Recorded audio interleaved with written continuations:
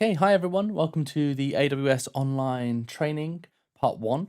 So today's session will be focusing around the analog routing and signal flow of AWS. We'll be looking at the DAW control and console computer in Part 2 of this training. So today is mainly focused on analog desks, and in particular AWS. The idea of today's session is to provide you with the knowledge and skills and confidence to walk up to any AWS console and dive into it for recording and mixing. So today we're going to look at the setup and I/O of the console. We're going to take a look at the architecture. We're going to look at the routing and signal flow. And finally, we're going to look at how we can apply that knowledge to recording on AWS and a little bit of mixing on AWS as well. As always, if any of you have any questions, please make sure you've got a pen and paper to handy, just to write down any questions that you have throughout the training. Just make a note. And then when we get to the end of the training, we'll cut over to a Q&A session so you guys can ask any questions later on. Okay, so let's dive straight in.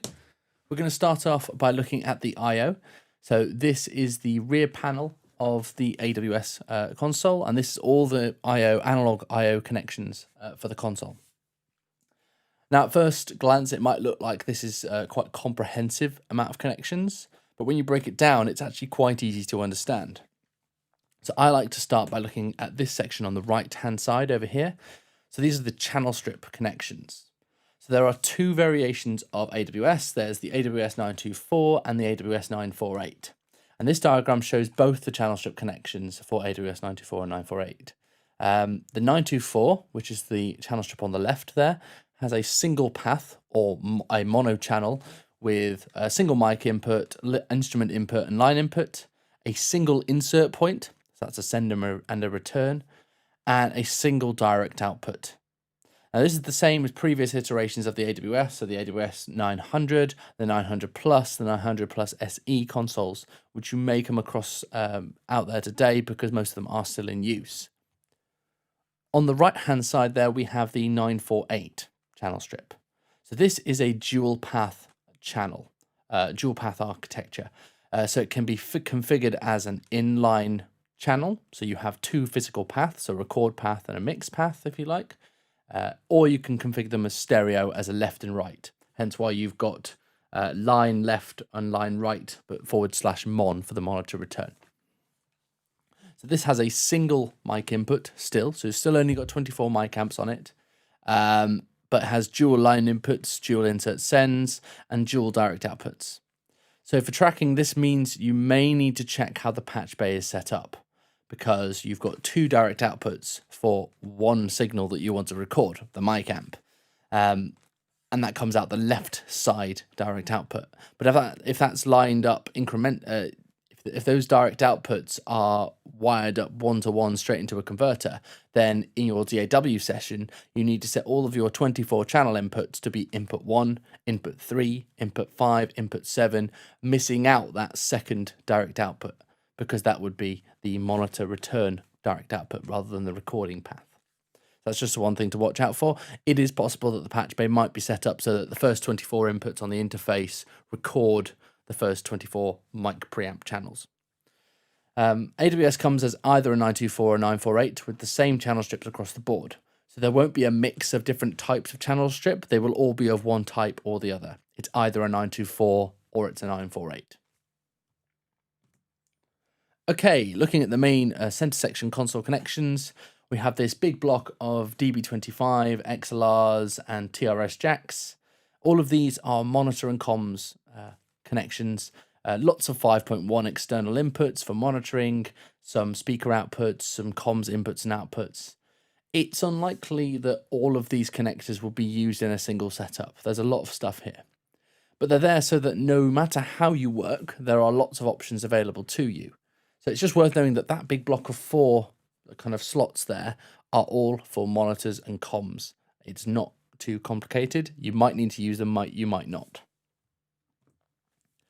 Following that, we have the two Mixbus modules. So there are two Mixbuses on AWS. One's called Rec and one's called Mix. Now, that's obviously kind of a legacy naming sort of system. So it would be called the record bus and the mix bus, but they could be called A and B. They're there's no difference in the way that they operate, but the idea would be that you might send your record inputs to the record bus and your monitor returns, your mixing returns, to the mix bus.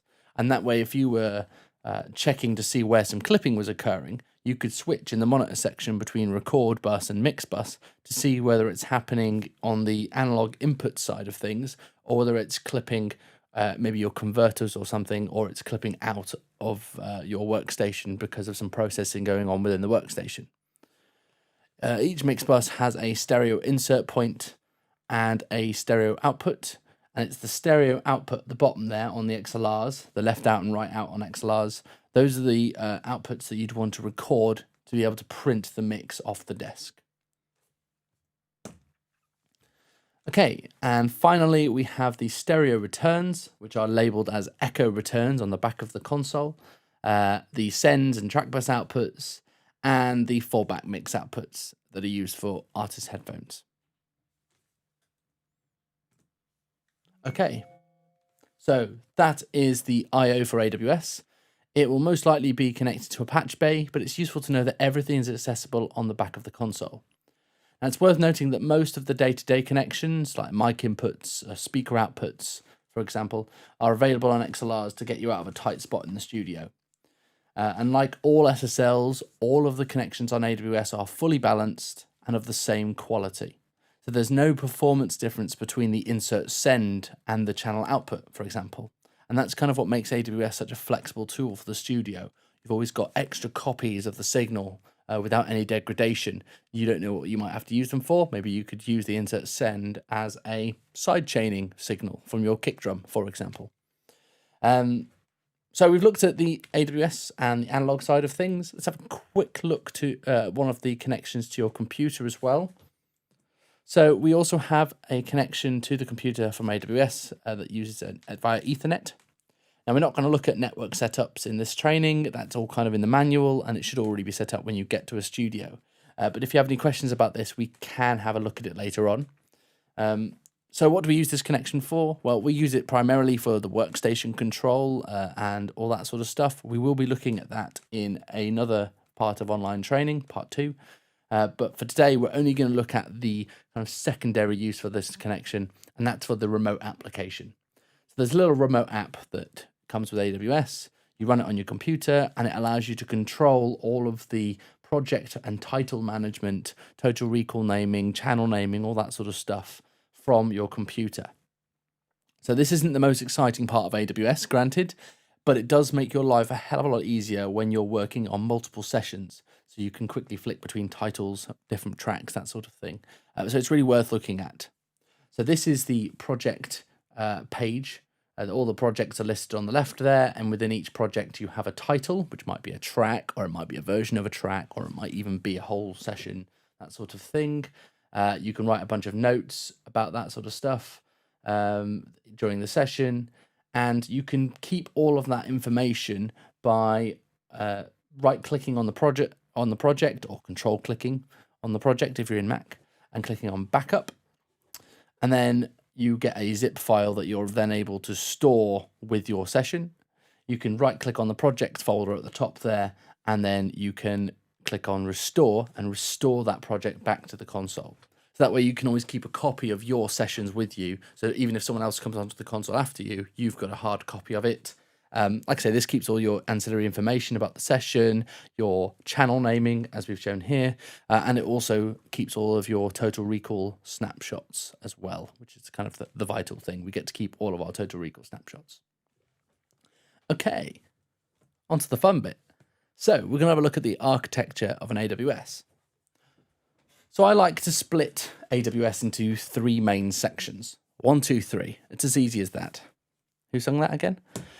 Okay, so part 1. So these are all the analog channels up here. So each AWS has 24 analog channel strips, and this is the 100% analog part. This is really the core of the analog desk. Everything you see up there is an analog pot with analog signal flow going through them. The section down here is the digital control section. This is a bunch of faders, switches, scribble strips, rotary encoders, that sort of thing. And this is used to control the analog desk side of things. Now, the reason we say it controls the analog desk is because it can also be used for DAW control.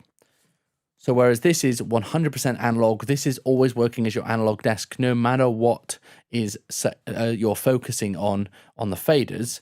This section down here will vary between analog or workstation control, depending on how you want to use the desk.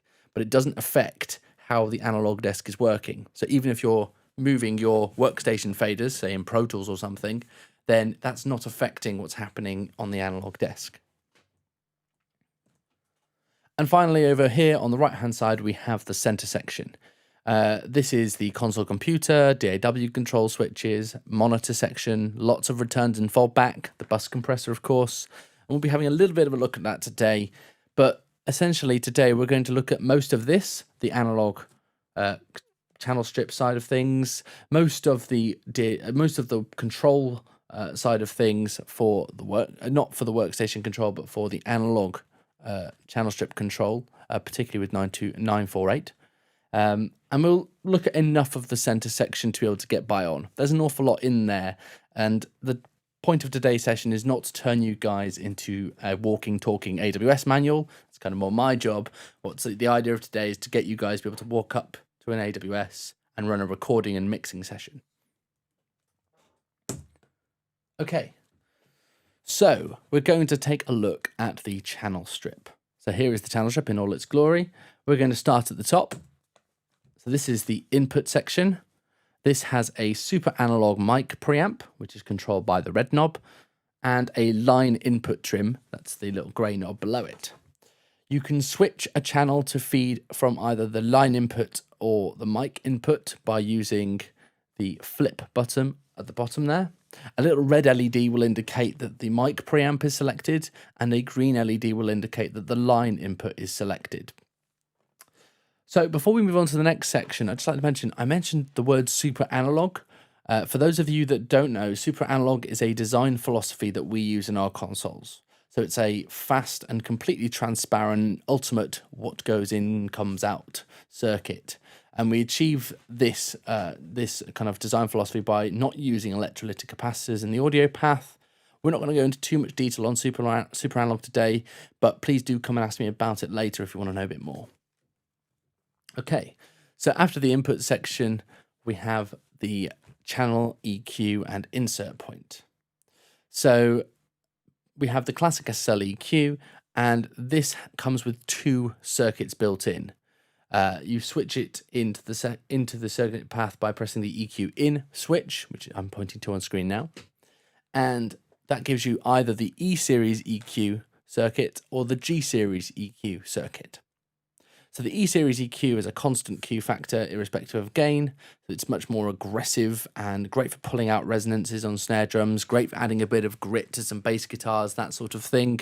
The G series EQ is a proportional Q factor, so it's a bit more musical sounding, a bit broader boosts and cuts.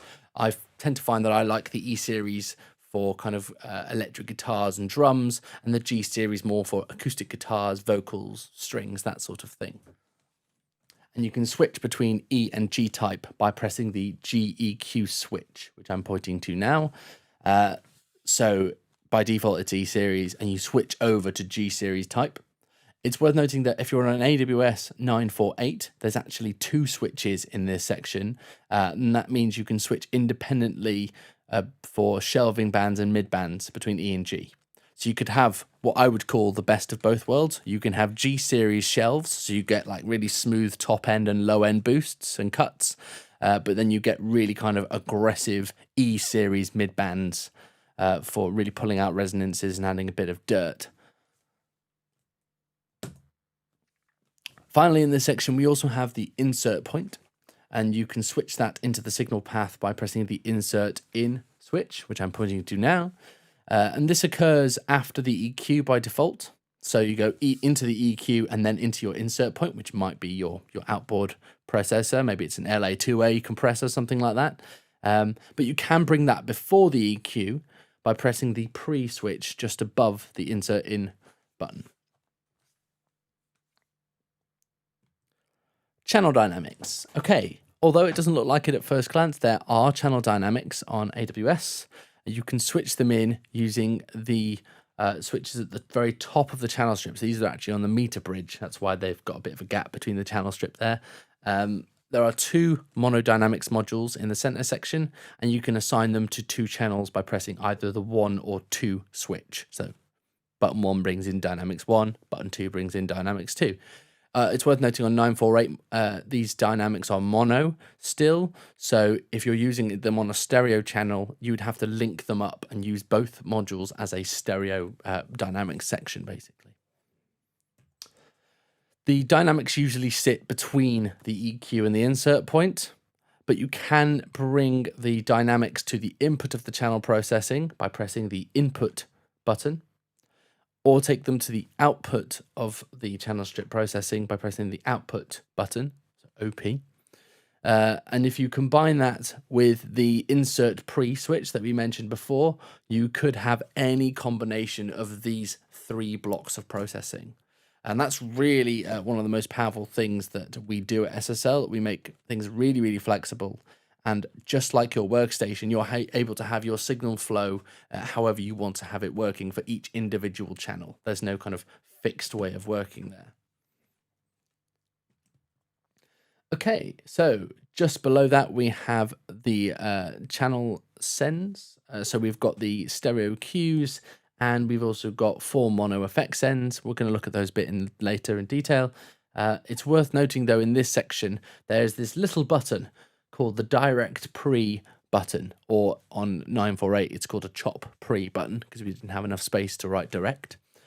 Chop stands for channel output. So this switch is the channel output to be pre-fader rather than post-fader. And that's really, really important if you're going into a recording session. If you want to record pre-fader, so the faders will not affect your sends to the workstation for recording, then you need to make sure that button is pressed on your channel strips. Okay, and then finally at the bottom we have the routing for the 2 mix buses called rec and mix, as we mentioned before. So you just press either or both of those switches on a channel and it routes them to that mix bus. And then next to that, you also have the pan control, the main pan control on the channel strip, and that pans to those mix buses. So if I pan left, that will pan my signal to the left side of both the mix and the rec bus if I've routed to both of those buses. Okay, so that's kind of the channel strip surface elements. Another thing worth mentioning about the channel strip is that it actually contains the main gain element for that channel. And we call it the main gain element as it's technically not a fader, it's an amplification element within the channel strip. Let's have a little closer look at this. So on older consoles, the channel gain element was controlled by a VCA fader. So you might have heard that before, a VCA fader, voltage controlled amplifier. So that if the fader got dust on the track or it wore out a bit, it didn't affect the audio quality because it's only sending a control voltage effectively to an analog gain element. Now, while VCAs were very useful for that reason, they did add their own noise, they did add their own non-linear distortions to the audio path. And across a full 24, 48, 72 channel mixing desk, that obviously increased the noise floor quite a bit and the distortion. So in super analog consoles, we use something called an MDAC instead. And this is a digital control element which has all the benefits of a VCA fader without that noise and distortion. So in a nutshell, we're using a digital control signal rather than an analog voltage to control our channel levels. The benefit of that is that we have a bunch of digital control signals coming off our faders, which we can obviously, through some jiggery pokery, turn that into MIDI and use that for controlling the workstation as well when we want to. So that comes back all the way to that second part of the AWS architecture. Remember, we had block 1 at the top, that was the channel strips, and block 2, that was the digital control section. That digital control section, this is how we do it. We have digital control for our analog side of things and our workstation, depending on what we want to do. Okay, all with me so far? We've been through the full channel strip. There it is. Now what we're going to do is we're going to have a look at the real meat of today, and we're going to go quickly through the routing and signal flow of our channels. So where can we actually send our channel signals to? So first of all, we can send our channel signal to the direct output. This is probably the most obvious place to send it to. This is the output that we use for recording on AWS. By default, it's post fader. So the fader will adjust the amount of level being sent to the direct output, but it can be switched to pre-fader using that direct pre-switch that we saw on the channel earlier. On this diagram, you can see there is also something called EFX trim as part of the direct output circuit.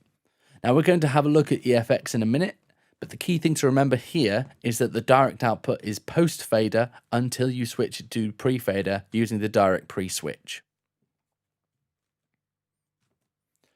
Okay, next we have the Q and effects sends. So we can send our channel to 4 mono effect sends, first of all. FX1, FX2, FX3, and FX4.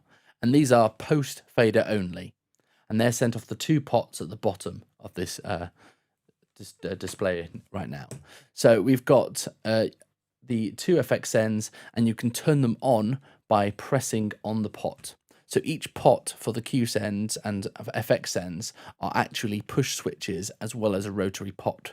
So you press on the pot and that turns it on. That makes it active. It's now actively sending to that destination. And you'll notice that there are only 2 controls for the FX sends, but I mentioned that we have 4 mono FX sends in total. Well, you can switch FX1 to instead send to FX3 by pressing on the FX3 switch, which I'm pointing to now. And you can switch FX2 to send to FX4 instead by pressing on the FX4 switch next to the send pot. On AWS 948, it's worth knowing that there aren't actually dedicated FX3 and FX4 switches next to those pots. So you'll see it looks slightly different on a 948, but you can still achieve the same thing. So it's a push and hold function. So you push and hold the Alt EFX cell switch, that's that button at the bottom there, and then you press on the pot to cycle through the alternative send options. So you've got 3 LEDs next to that pot, FX3, EFX, and on. So FX3 is the first thing you switch on, then it goes to EFX, and then it switches off. So that's, you cycle through the options to get that kind of functionality on a 948. But it's effectively the same thing, you just don't have a direct switch. Okay, we also have 2 stereo Q sends, QA and QB, and these are usually used to create fallback mixes. So they're sent off that large green pot at the top there and panned to using the blue pot at the top. You can switch the fallback. So these are usually sent to fallback mixes. The Qs are pre-fader for fallback by default, but can be switched to post-fader if you want by pressing on that post switch there. It's worth noting that a channel can send to either QA or QB. So if you were trying to create 2 headphones feeds from the same set of channels, you can't use just the Qs. You've got to use one of your effect sends to do that. But you're not limited to using just a mono effect send and a stereo effect send. As we'll find out soon, there are other ways that we can create multiple headphone feeds on an AWS. And that brings us to the track buses.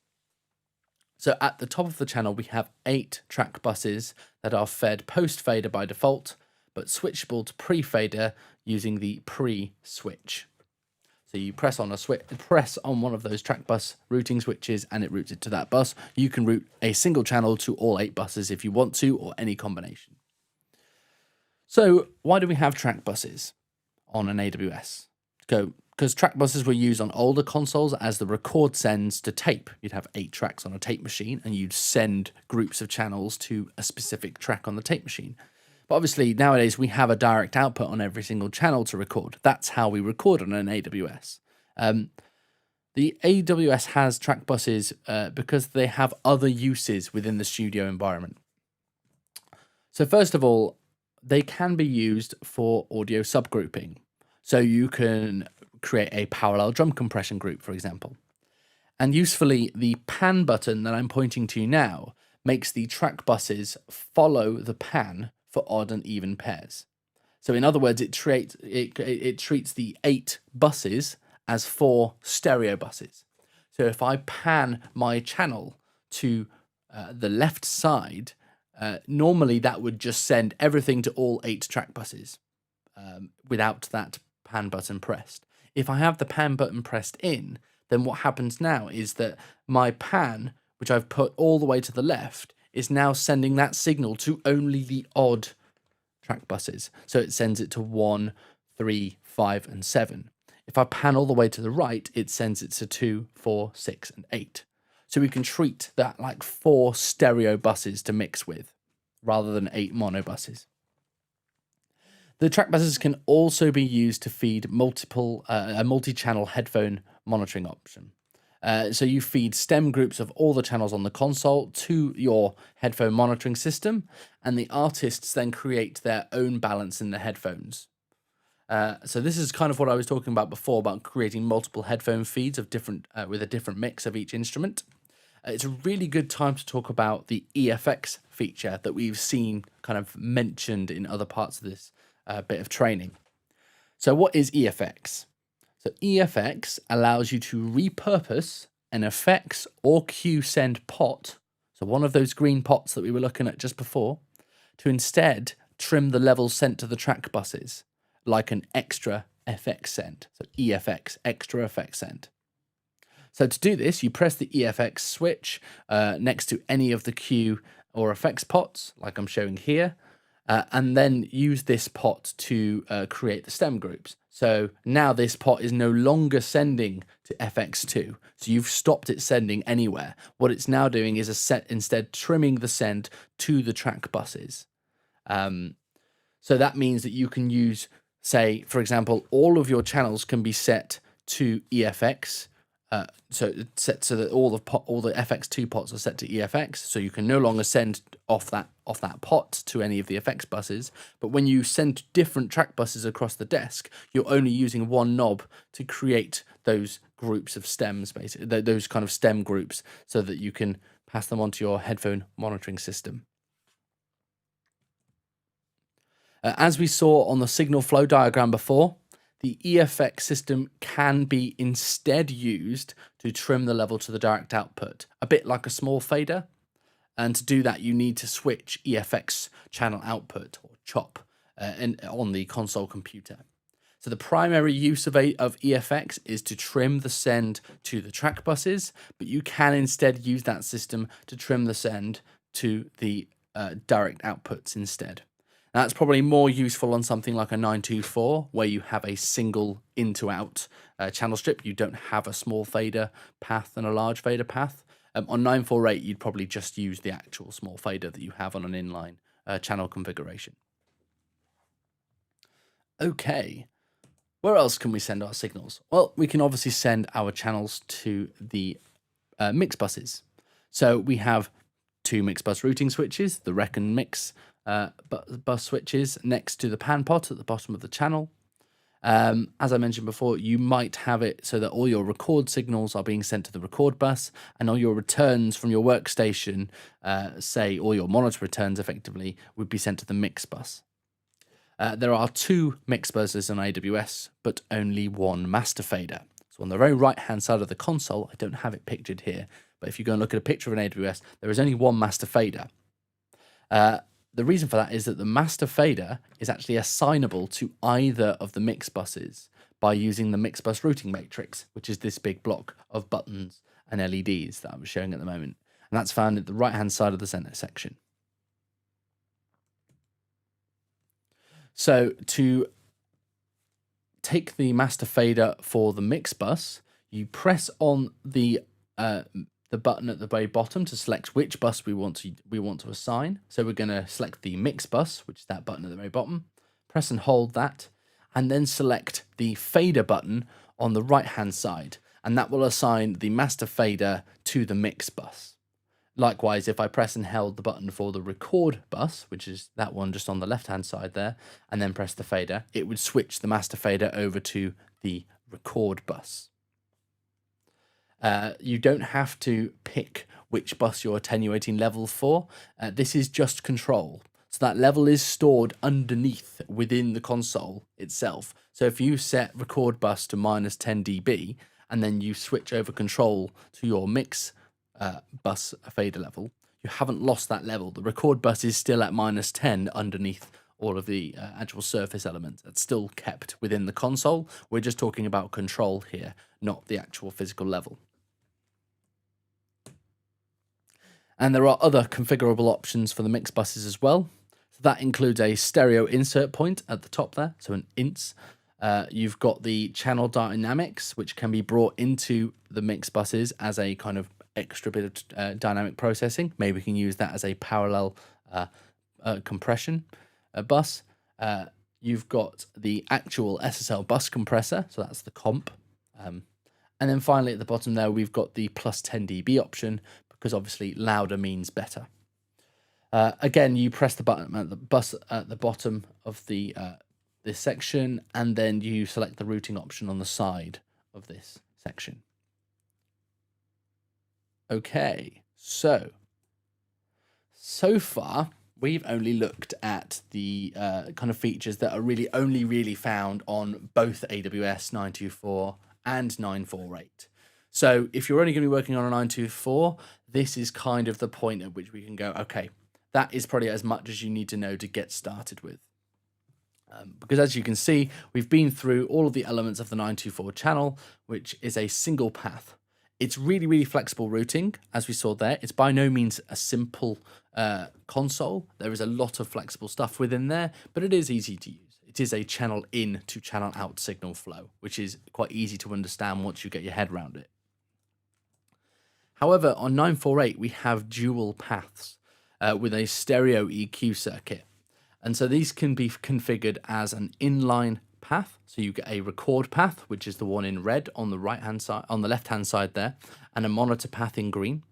Or you can configure it as a stereo channel, as we see on the right-hand side there.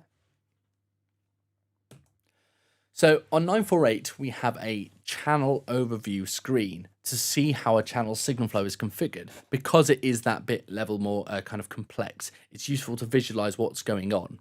So that's where I'm getting these screen grabs from.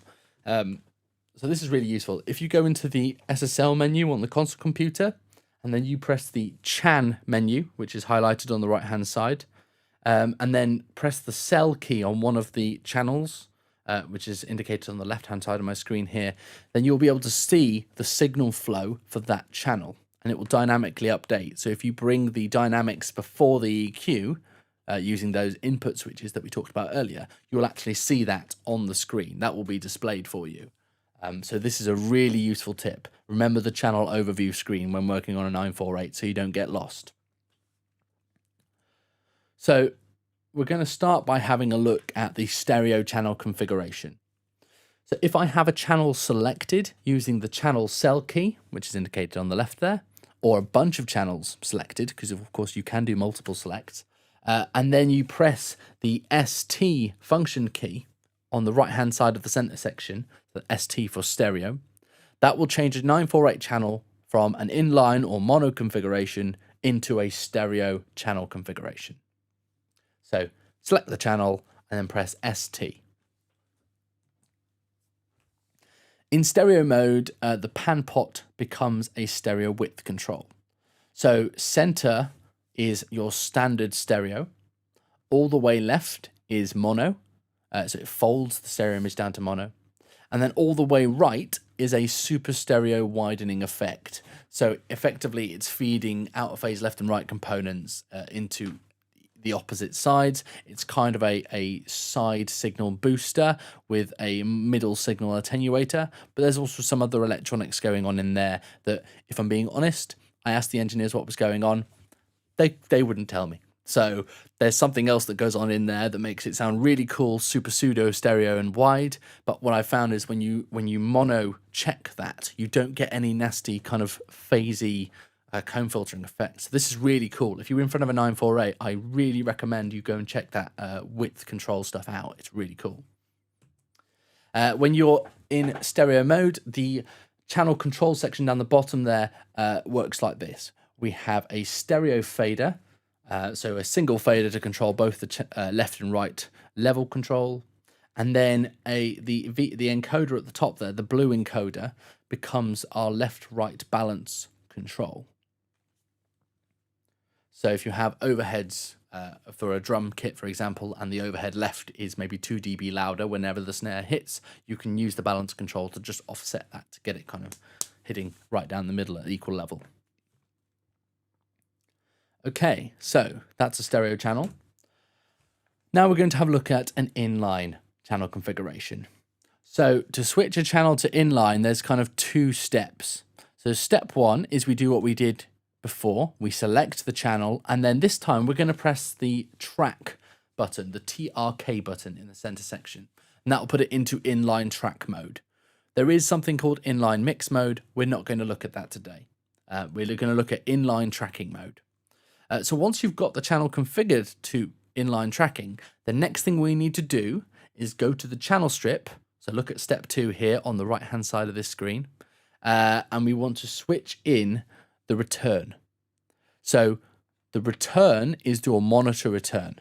If you don't switch that on, then this will work just like a normal standard 924 mono path. So you will get an input and an output, and that is it. You have to switch the return on to get both paths working on a 948 channel. Okay, so when a channel is configured to inline, you can use the switches at the bottom of the channel overview screen, which I've highlighted here, to change which of the path has the analog processing. So obviously the EQ is stereo, but we don't want to apply the same EQ to the record path and the mix path at the same time. We want to apply it to one or the other. So you're only allowed to use the EQ in a mono configuration when you're in inline channel. And you can switch it between the record path and the monitor path by pressing on the EQ switch at the bottom there. You can do the same thing for the dynamics. Both of them have an insert point because that can be independently switched. You can also change where the sends are fed from. So typically you might want the Q sends to be fed from the record path because that gives you a 0 latency send to your artist's headphones. But you might want the effects returns to be fed from the monitor path because maybe you're using them to kind of prep some stuff for a mix. You can also change where the track buses are sent as well. It's worth noting that as well, especially if we're doing our multi-channel headphone monitoring trick. You probably want to make sure that the track buses are fed from the record path because that will give you the 0 latency monitoring rather than from the monitor path. Okay, so when we're in line mode, you'll notice that there's a few things that have changed about this picture. So first of all, the scribble strip, I've actually written some channel names in there because you can label both the record path, which I've labeled mic, and the DAW path, the return path, which I've labeled as DAW. So you've got 2 layers of the channel naming. In inline mode, by default, the small fader is the VPOT at the top there, and the large fader, the monitor return is controlled by the large fader.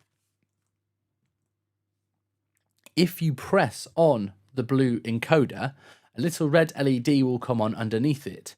And what this does is it flips the small fader level control onto the physical fader and brings the monitor return up onto the VPOT control. So now we flip the faders over.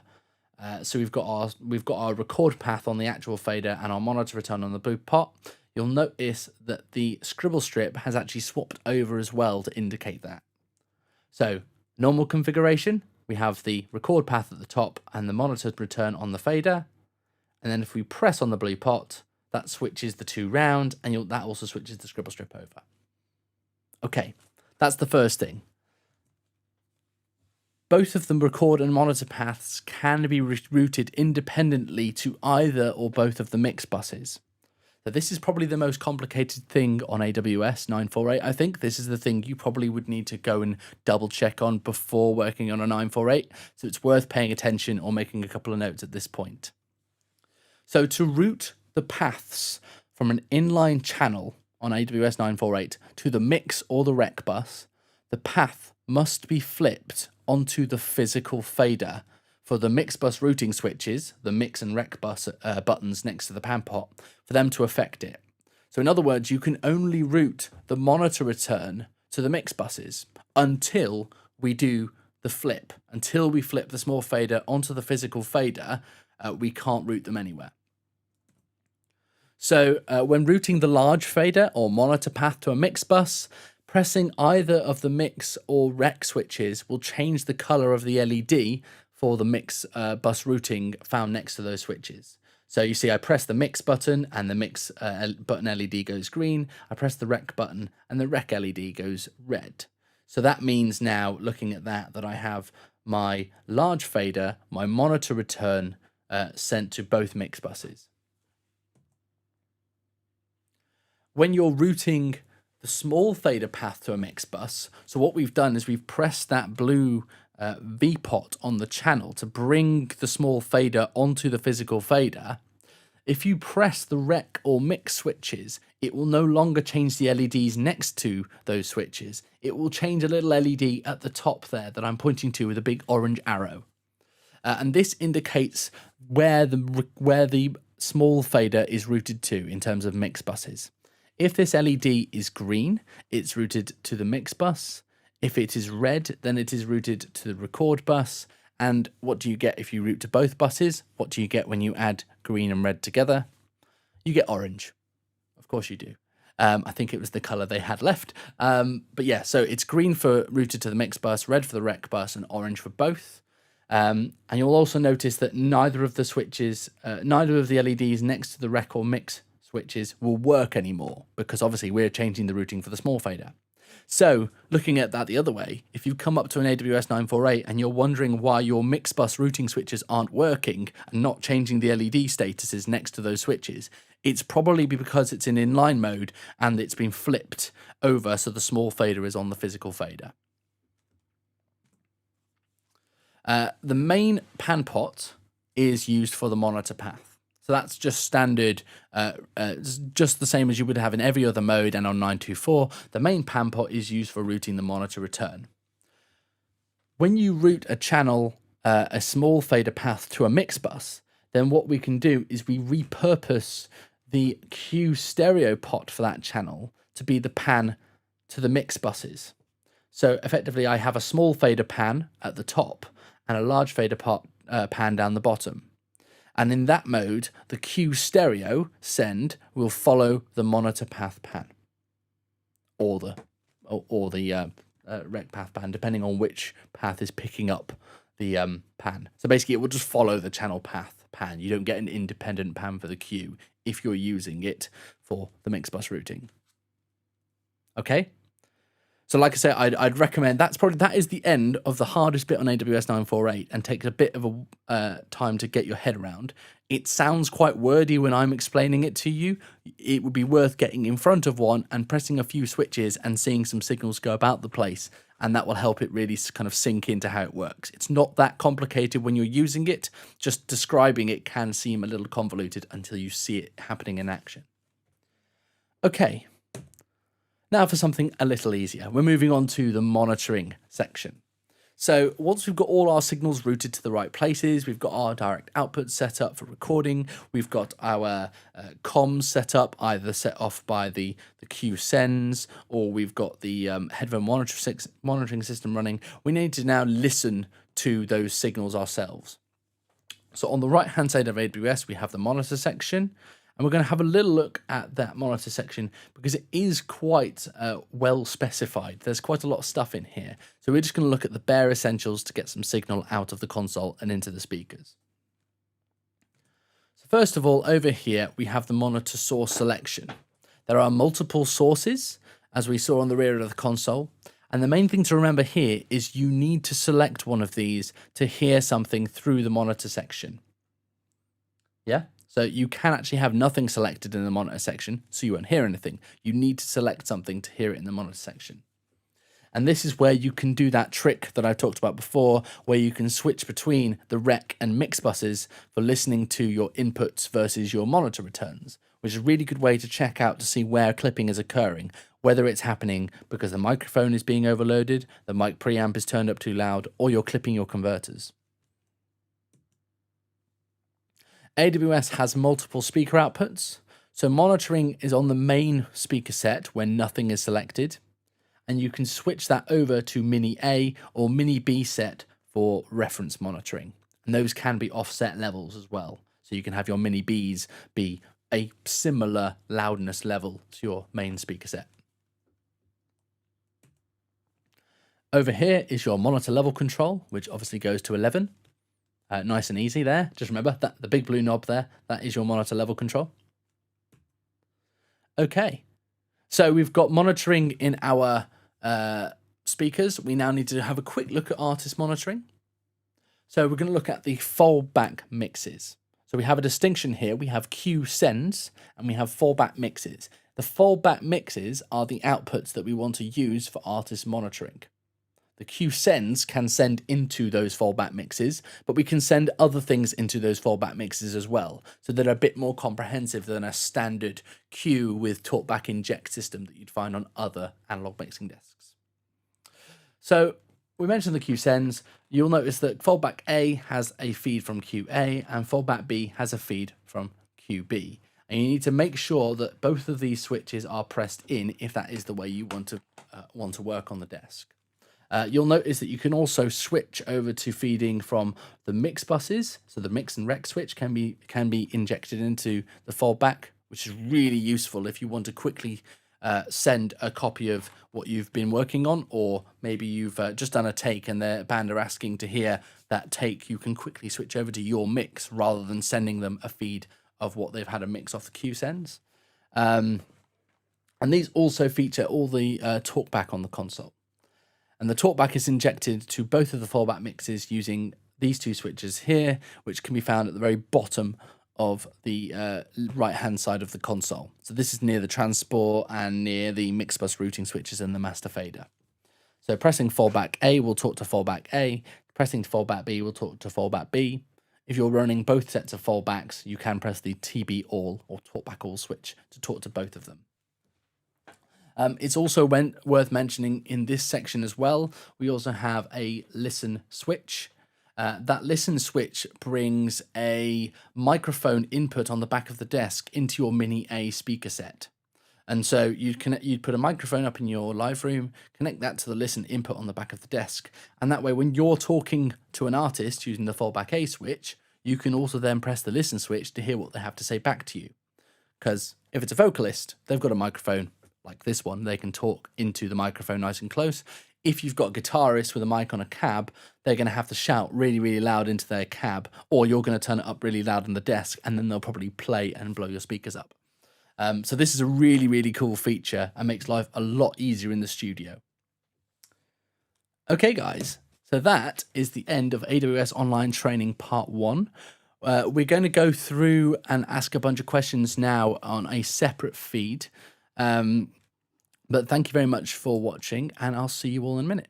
Okay, thanks very much.